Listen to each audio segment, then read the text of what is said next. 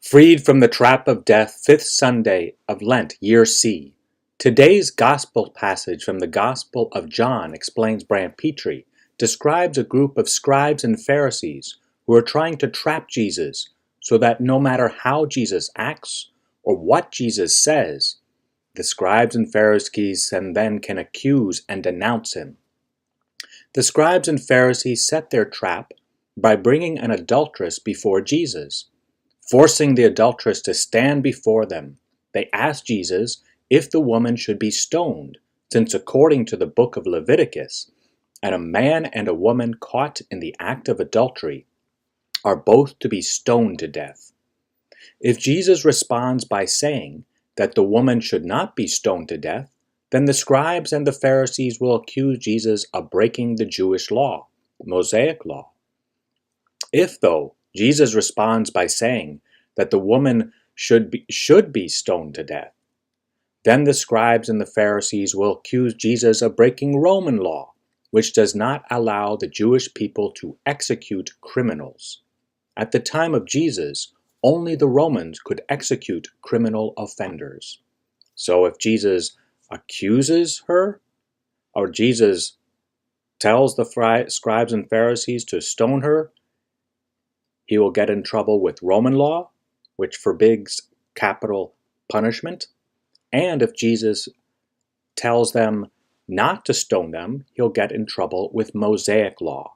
So he is in a trap. At least that is what these scribes and Pharisees think they have placed Jesus in. Jesus surprises the scribes and the Pharisees by responding with, "Let the one among you who is without sin be the first to throw a stone at her." Beginning with the oldest, who may have been more aware of their sins than the younger accusers, one by one the scribes and Pharisees leave Jesus alone with the shamed woman. Jesus' escape from a trap set for him can be understood as an anticipation of Jesus' escape from the much greater trap set by the evil one who tried to destroy Jesus by encouraging the Jewish people to collaborate with Roman authorities to have Jesus executed on a cross. However, Jesus surprises the evil one and the evil one's collaborators by transforming the cross, an instrument of torture, into a bridge of salvation, as St. Ephrem states. According to Ephrem, the mortal body of Jesus was the, and I quote, chariot which he received from the Virgin. In it, Jesus invaded death's fortress. Once inside death's fortress, Jesus, continues Ephrem, planted his cross right in the open jaw of death, and by so doing the cross, the instrument of torture that Jesus died on, became, writes Ephrem, a bridge by which souls might pass from the region of the dead to the land of the living. The death that Jesus saves us from is spiritual death, which is infinitely worse, more horrible than physical death. Since, as Jesus says, we are not to fear those who kill the body but cannot kill the soul. Rather, we are to fear him who can destroy both soul and body in hell.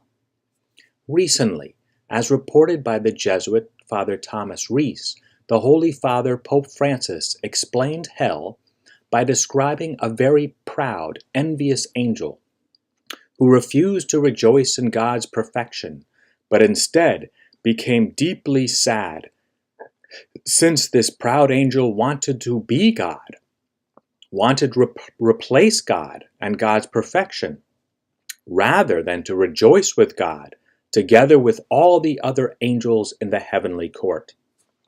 In describing this sad angel who rejected happiness and insisted on remaining miserable, Pope Francis said, "The proud angel wanted God's place, and God wanted to forgive him. But the angel said, 'I don't need your forgiveness. I am good enough.'